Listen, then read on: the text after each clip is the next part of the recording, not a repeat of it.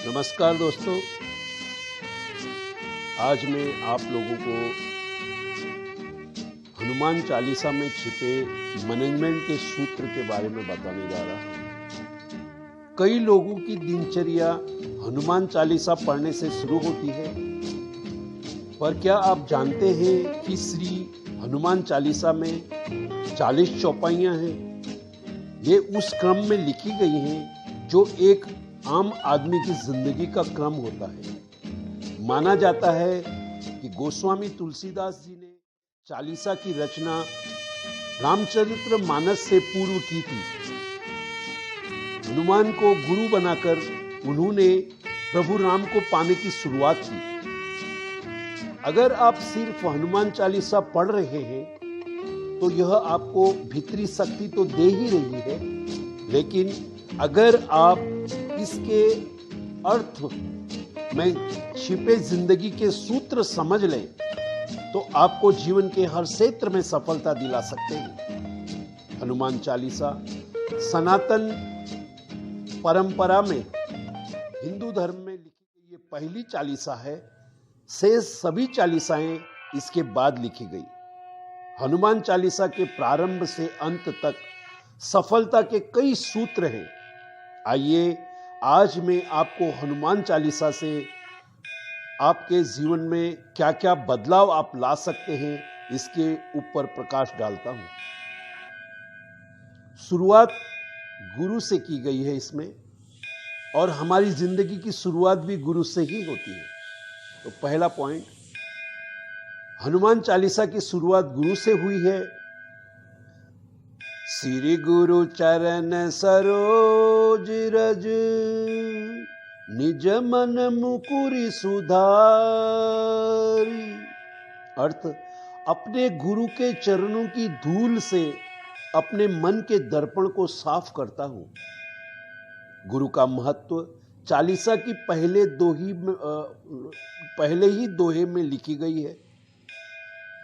जीवन में गुरु नहीं तो आपको कोई आगे नहीं बढ़ा सकता। गुरु ही आपको सही रास्ता दिखा सकते हैं। गुरु का अर्थ होता है गु धन रौ।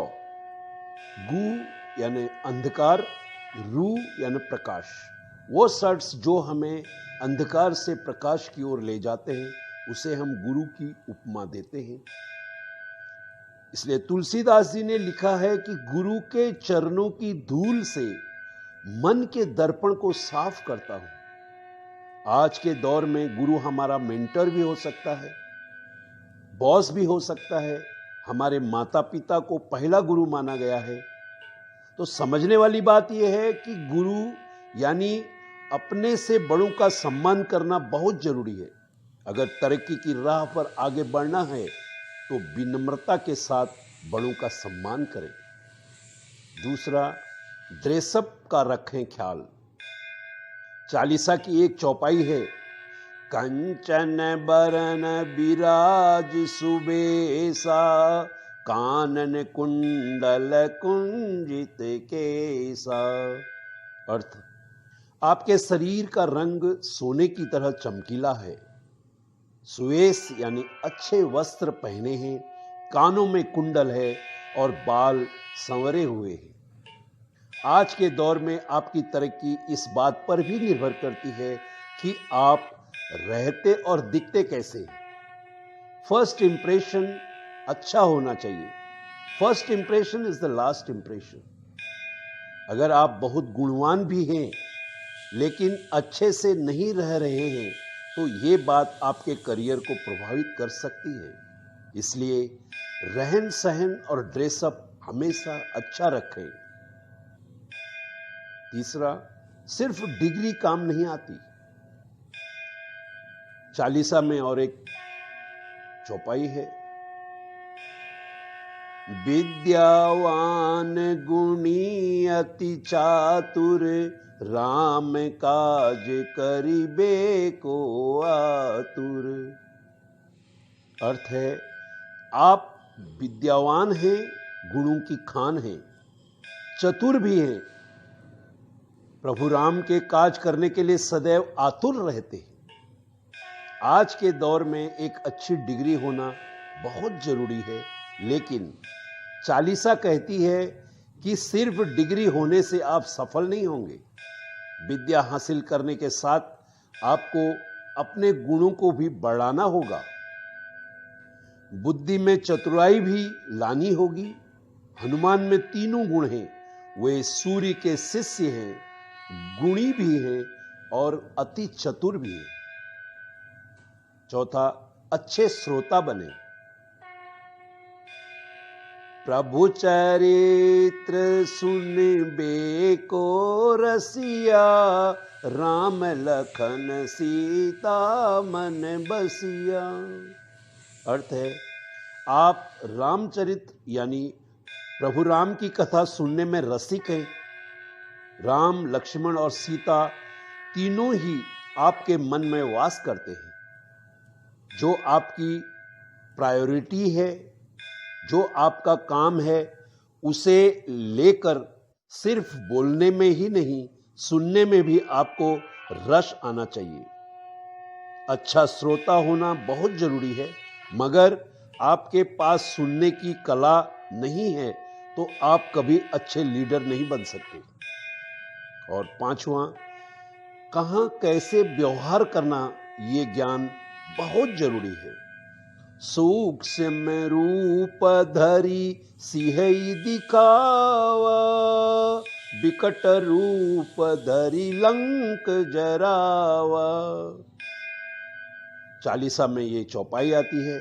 इसका अर्थ है, आपने अशोक वाटिका में सीता जी को अपने छोटे रूप में दर्शन दिए और लंका जलाते समय आपने बड़ा स्वरूप धारण किया।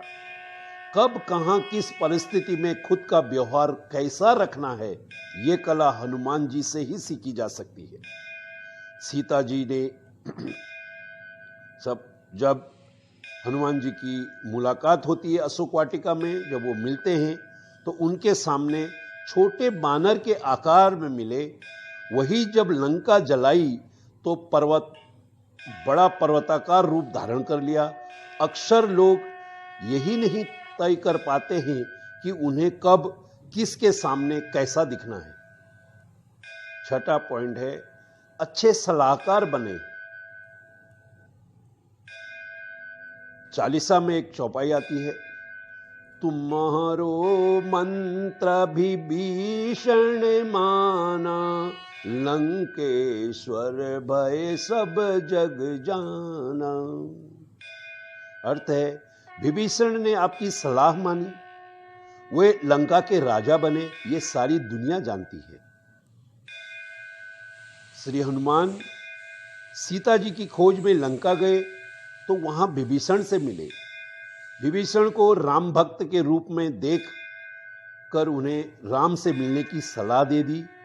विभीषण ने भी उस सलाह को माना और रावण के मरने के बाद वे प्रभु राम द्वारा लंका के राजा बनाए गए।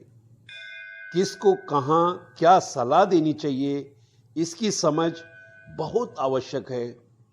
सही समय पर सही इंसान को दी गई सलाह सिर्फ उसका ही फायदा नहीं करती, आपको भी कहीं न कहीं फायदा पहुंचाती है। और सातवां, आत्मविश्वास की कमी ना हो। कभी भी आप में आत्मविश्वास की कमी नहीं होनी चाहिए। कोई भी काम बिना आत्मविश्वास का संभव नहीं हो सकता।